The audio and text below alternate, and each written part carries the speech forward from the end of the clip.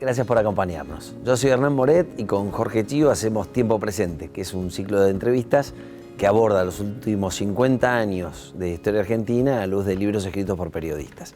Hoy nos acompaña Fernando Ruiz con El Señor de los Mercados, la biografía de Julio Ramos o la historia de ámbito financiero. ¿Cómo la presentás? Es la historia de ámbito, es la historia de esa comunidad de periodistas que fue muy importante y sigue teniendo alguna importancia en la historia económica argentina, ¿no? Nacida en 1976. Vos hablás como una comunidad de periodistas, a pesar de que había un líder indiscutible. Sin duda, sí, pero ese líder, como todos los grandes líderes, van construyendo una comunidad, ¿no?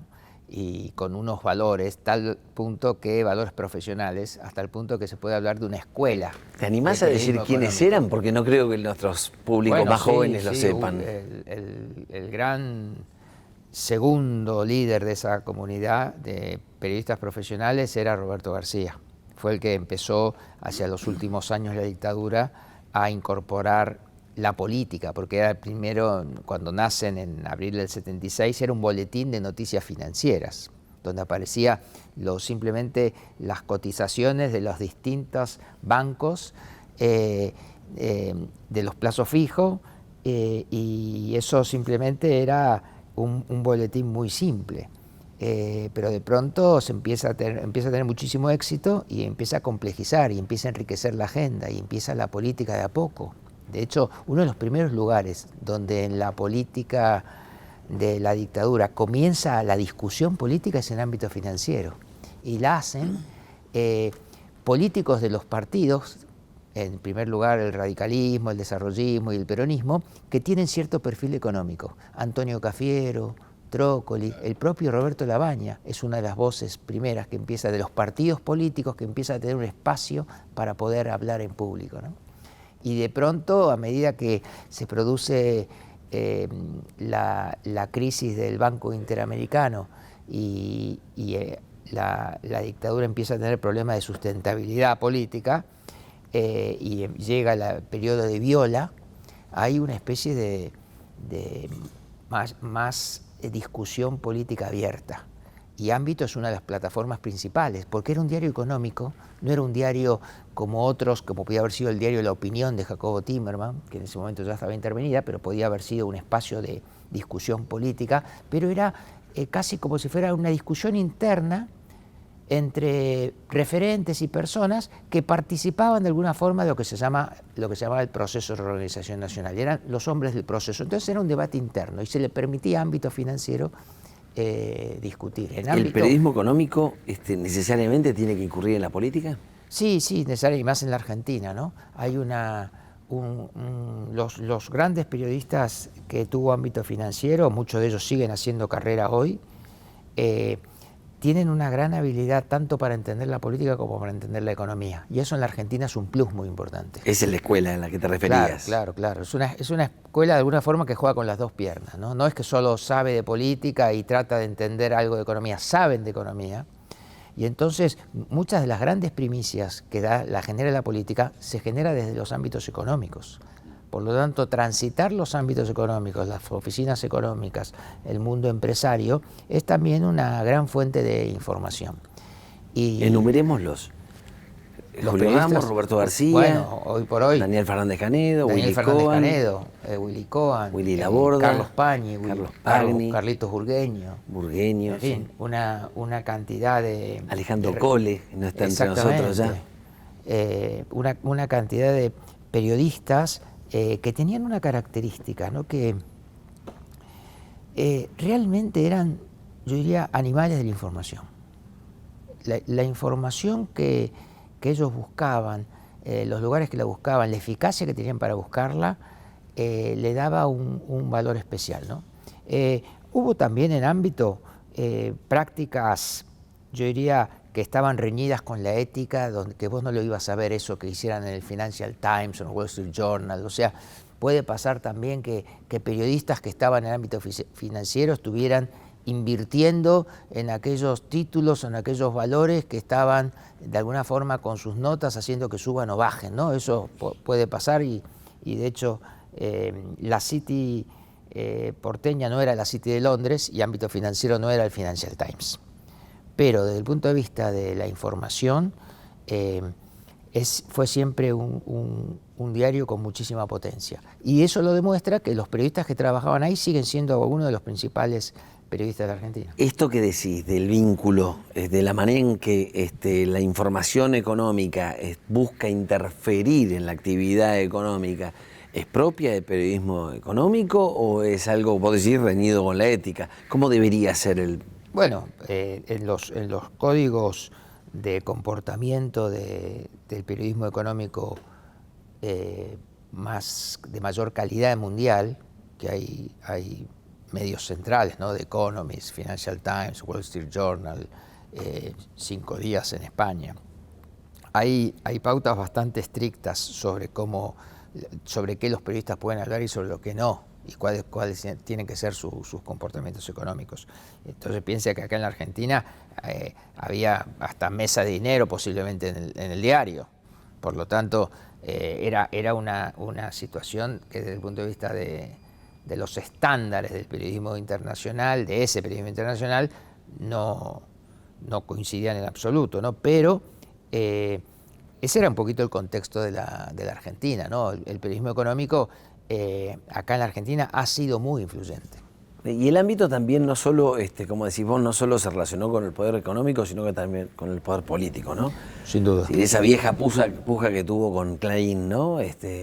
Hay varios periodistas de ahí que hoy están, Canedo, Zuleta, que no lo habíamos mencionado, que ahora están en Clarín, pero tuvo una batalla durante los 90 por el tema de los monopolios muy grande y que excedía el tema periodístico. Él era una persona que tenía unas riñas particulares y las llevaba todo consigo, ¿no? para avanzar en esa riña. Pero siempre ha visto la política, él desde el comienzo, ¿no? Ha tenido relaciones políticas activas. ¿Se acuerdan que incluso él quería ser ministro de Menem en un momento? Fue candidato. Después fue candidato él en una fuerza política propia. Y así que el despertar político de Ramos fue, yo diría, casi inmediatamente que arranca Ámbito Financiero. Hasta entonces había tenido poca actividad política, había sido un periodista especializado en finanzas, había trabajado para la empresa Renault en la década del 70 haciendo informes, había trabajado en Clarín. ¿No había sido La Opinión, no?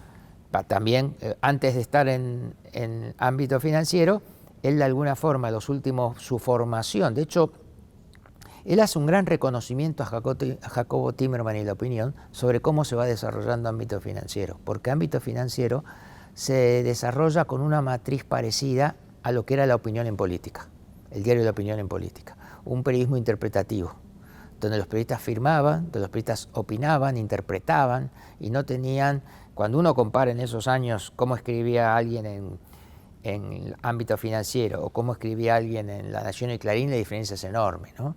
La escritura de Clarín o La Nación era mucho más formal, más escueta, más informativa. La de Ámbito generaba contexto, generaba interpretación, era otra cosa. Uno realmente era una sensación de entender y comprender mejor, ¿no? Así que ese es un homenaje y siempre Julio Ramos, así como Página 12 también lo hizo, reconoció el origen de su periodismo en La Opinión. De hecho, Ámbito Financiero y Página 12 son los dos grandes hijos de La Opinión. Mira vos, en tu línea de investigación primero fue La Opinión, ¿no? Exacto, sí. Las palabras son acciones. Sí, ¿no? Mi tesis doctoral fue sobre la historia del diario La Opinión, que fue, para mí, La Opinión ha sido la hora cero del periodismo actual.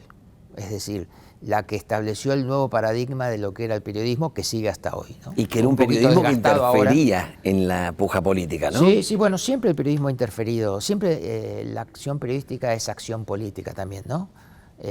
Porque siempre estás poniendo algo ahí en el espacio político que no estaba, que puede beneficiar a unos o puede perjudicar a otros, o sea, siempre estás haciendo algo de política. Pero esa forma de acción expresa por parte de La Opinión, sí, fue novedosa. La traía, ¿se acuerdan? Timerman la traía de las revistas, que él había estado haciendo revistas, entonces se hablaba de un diario arrevistado cuando arranca. Y por supuesto, ¿no? La acción política de Timerman es muy fuerte, primero contra Lanusse, después a favor de Lanusse, después con Perón. después contra Isabel, después marcando las violaciones, primero, después por la dictadura, después contra la dictadura, marcando sus violaciones de derechos humanos, hasta que finalmente fueron secuestrados los directores del medio y fue intervenida por un militar. En todo esto me acuerdo de un caso, ¿no? Que, claro, Ámbito Financiero nunca tuvo una tirada masiva como otros medios, pero a mí en un momento me comentaron algo que me quedó grabado. Lo compran 140.000 personas con poder de decisión.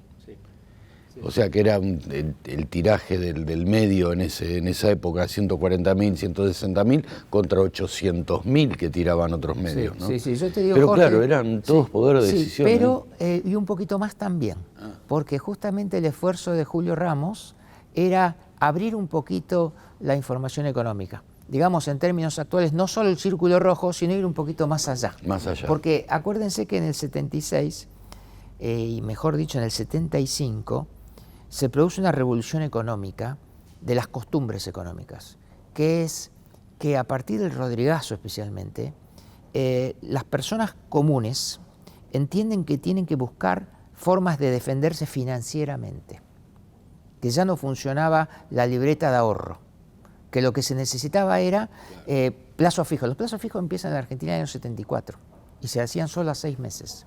Recién en el 75 o 76 me parece que empieza a un mes.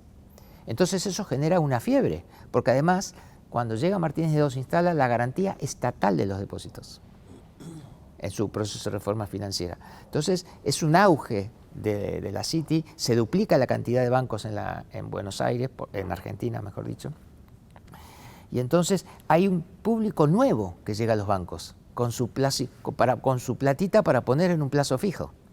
Y entonces la idea, por lo menos la idea teórica, quizás termina siendo mucho como vos decís, Jorge, que finalmente era el círculo rojo el que lo leía, pero la idea teórica de Julio Ramos es poder llegar a todas esas personas que iban con sus ahorros, claro. Para darle la información, democratizar la información económica. Él decía, la economía depende de empresarios audaces y ahorristas frugales.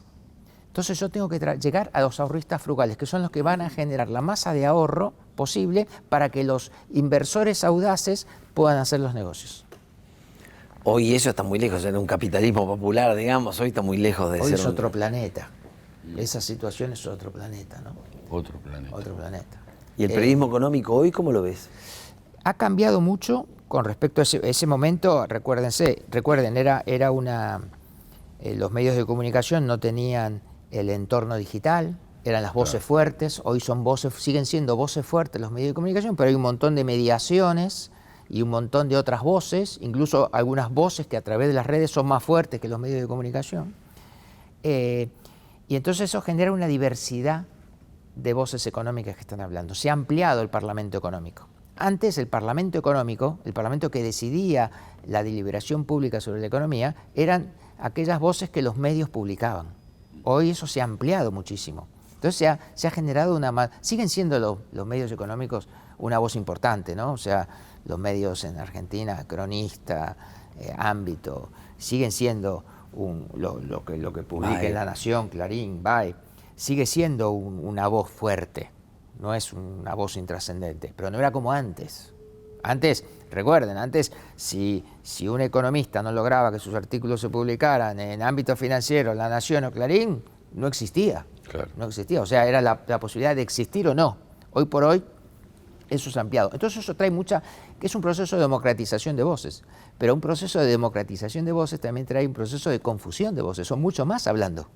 Hay mucho más ruido. Y más dificultad de interferir en el proceso como... Claro, es mucho más incierta la capacidad de interferir, lo que no quiere decir que ocurra, ¿no? Porque en ese contexto de diversidad de voces puede construirse una voz fuerte que sí sea influyente, ¿no? Y además una cosa muy importante que me parece a mí que tiene que ver con el periodismo económico, que la economía finalmente son más importantes las palabras que los números. Y que nuestras acciones económicas no están tan basadas en los indicadores, sino en la interpretación que hacemos de los indicadores. Y esa interpretación nos llega del periodismo económico, nos llega de los agentes económicos, nos llega de cómo nosotros nos parece que funciona la economía. Lo que percibís. Lo ¿no? que percibís. Ah. Y además nuestras decisiones económicas están basadas en un escenario futuro. Por lo tanto, que construimos, que no está establecido. Entonces, depende de las expectativas que tengamos. Y en esas expectativas, el periodismo siempre tiene un rol. ¿Será por eso que se toma hoy en día, y yendo a lo que comentaba Hernán, ¿no? De venir al hoy, que hoy lo económico es una ciencia social más que exacta? Es sin duda una ciencia social, porque las expectativas, la psicología, cualquiera que haya analizado las crisis económicas, y a mí me ha tocado ver toda esa espiral, esa montaña rusa. Yo estudié con ámbito financiero, estudié desde el año 76 hasta el 2001, 25 años. Después siguió la montaña rusa, pero yo solo me bajé en la montaña rusa yo en el 2001 estudiándola. Entonces ahí ves todas las crisis económicas. Y entonces tuve que estudiar muchos expertos y análisis sobre otras crisis económicas. Y hay un economista muy célebre, Pigou, que dice, la mitad de las razones de una crisis económica son psicológicas. Qué verdad. Y todos sabemos, y eso pasa en muchas otras actividades. Cuando un equipo sale a la cancha a jugar al fútbol, hay fútbol, pero hay motivación. Y que las dos cosas son importantes. Todos hemos visto un equipo brillante desmotivado en la cancha. O cuando un ejército va a la guerra, hay técnica militar, pero hay motivación también. Y los teóricos de la guerra incluso dicen, más importante la motivación que tu técnica militar. Entonces, al final, todo es periodismo político. No, lo que quiero decir es que hay una influencia fuerte. O sea, las crisis económicas no son solo, quizá alguien que sabe más que yo me contradice, ¿no? Pero no son solo seguramente psicológicas. Hay variables objetivas, hay crisis de mercados, hay lo que sea. Pero hay un componente muy importante de psicología y de construcción de expectativas. Y en esa construcción de expectativas, el periodismo, que son voces fuertes que tenemos en la cabeza, que están componiendo cosas en el espacio público, que la gente lleva y trae y discute, influye. Ahora, sí. No, disculpa, estaba pensando en el material, ¿no? Lo hizo fuerte también a Ámbito los anuncios, que tuvo muchas acertadas en aquel momento, la calidad periodística, lógicamente, los anuncios que muchos fueron políticos y no tanto económicos, Claro, de acuerdo a tu libro, claro, ¿no? claro. Las primicias de Ámbito fueron muy, muy notables. Carlos Pañi, un periodista joven en el año 93, en una investigación reciente que hicieron sobre el Cotino Siglia, que la hizo Gonzalo Sánchez y Darío Gallo, dicen que la fuente de Carlitos Pañi ese día, o para esa primicia, fue Luis Barrio Nuevo, que formaba parte de esa negociación, ¿no? O sea, bueno, el Pacto Olivo, después el Corralito, la información sobre el Corralito la tenía, de acuerdo a mi investigación, la tenía Roberto García ya el lunes. Corralito se publica un viernes y se publica como segundo o tercer título. Con esta idea de Ramos de bueno, ya la tenemos. La gente, todo el mundo que conoce, que está informado, está sacando el dinero de los bancos. Los que no lo hacen son los que no están en los círculos de información. Entonces tenemos que democratizar y cumplir con el lector. Esa era un poquito su argumentación. Entonces la da la noticia el jueves a la noche, mejor dicho, sale en el diario del ejemplar del viernes a la mañana. Y lo da como segundo título. Por supuesto, apenas sale, las radios jerarquizan eso donde corresponde y la corrida tiene un sprint final, ¿no? Pero sí, yo pienso que esa capacidad de tener primicias de ámbito financiero tiene que ver con eso, que transitaban, los mismos periodistas transitaban tanto las oficinas políticas como las económicas. Claro, tal cual. En los otros medios puede darse a veces una especialización, y además tenían capacidad de leer políticamente la economía y económicamente la política. Y estos periodistas que se convirtieron en personajes se quedan en el sistema democrático forever, ¿no? Es decir, según tu mirada, el periodista interfiere en el proceso y por más que hayan cambiado los medios, el periodista sigue interfiriendo. No, bueno, pero en el espacio público, la política no es solo los políticos, la política es los que están en el espacio público. Y los medios tienen un lugar privilegiado en el espacio público, así que siempre van a ser política, aunque no quieran. ¿Y sigue habiendo guerras mediáticas como tu otro libro? Sí, sigue habiendo cada tanto, se reciclan y vuelven y van a seguir habiendo. ¿Y cuáles son las pasa del en todos los futuro? países. ¿Cuáles son las que vienen? No lo sé, eso sería... Tienes que llamar a un astrólogo para eso. Pero uno ve tanta preeminencia en las redes que Sí. los periodistas han cobrado un formato distinto, son como multimedios caminando, ¿no? Sí, claro. Esta idea de los medios se están construyendo como constelaciones de estrellas. Entonces, en los medios siempre ha sido un poquito así, ¿no? O sea, siempre recuerde cuando leíamos los diarios que teníamos nuestros 4, 5, 6 lugares a los que íbamos, ¿no? Vamos a leer esto, vamos a leer esto, vamos a leer esto, que podían estar firmadas o no las notas, pero eran los materiales que... Sí. Y ahora pasa igual, lo que pasa es que esos materiales pueden irse separando de la nave principal, ¿no?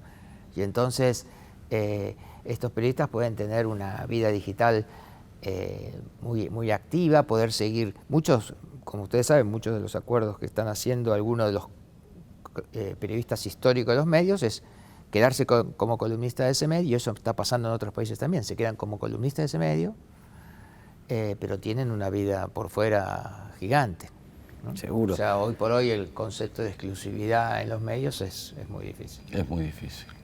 Y contribuyen a la narrativa de los mercados, ¿no es cierto?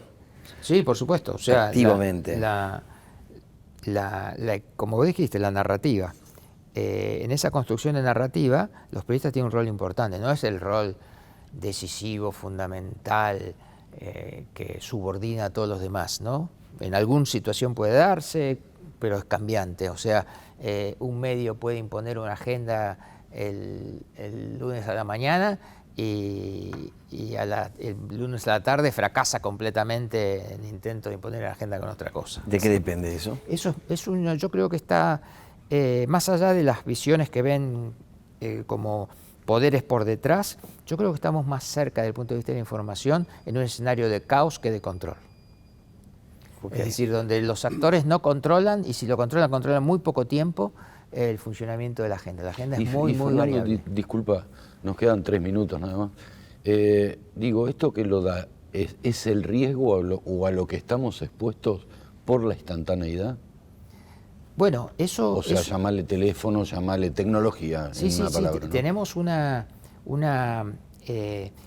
volatilidad de, por ejemplo... Volatilidad de hábitos informativos. Exacto. Entonces vos sos más influido por aquello que regularmente buscas para informarte, pero cada vez menos buscas algo en forma regular para informarte. Y tu forma de informarte es cada vez más, como se dice, incidental. La información te llega por todas, viste que te pasa que yo sé esto y no sé dónde lo leí, no me acuerdo dónde lo leí. Antes era mucho más fácil porque vos tenías hábitos muy firmes. Yo leo estos diarios a la mañana, escucho este programa a tal hora, veo el noticiero a tal hora. Eso eran hábitos estructurados, eran hábitos. Hoy prácticamente no tenemos hábitos informativos. Entonces, tenemos cada vez menos voces que nos hablan regularmente. Y entonces tenemos menos voces que nos influyen regularmente. Entonces nuestra influencia, la influencia que recibimos es mucho más diversa, que ni siquiera nosotros podemos decir quién nos influye. Y es la que nosotros queremos además, ¿no? Con los algoritmos, al final nos influyen los que nosotros queremos que nos influyan, ¿no? Sí, sin duda, o sea, cada uno, por supuesto que los algoritmos al final del día tendrán algún rol, pero somos nosotros finalmente los que vamos... probando, jugando con los algoritmos para tratar de llegar a donde queríamos llegar, ¿no? Bueno, creo que hemos paseado por el periodismo, no tanto como vos has estudiado, pero de alguna manera, en la manera en que el periodismo influye en la actividad política, en la actividad empresarial.